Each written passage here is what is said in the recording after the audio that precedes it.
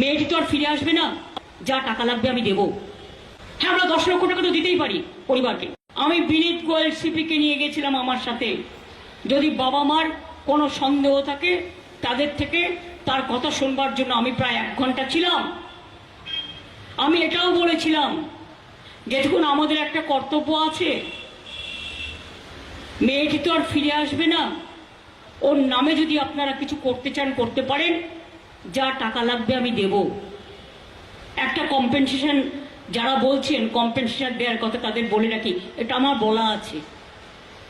হ্যাঁ, আমরা 10 লক্ষ টাকা তো দিতেই পারি পরিবারকে, কিন্তু ওর মা যেটা আমায় বলেছে, I must be very clear, যে আগে মেয়ের বিচার হোক তারপরে আপনাকে বলবো। ওনারা এটা বলেছেন আমায়, আমি জাস্ট কোট করছি। এবং তাছাড়াও আমি ওনাদের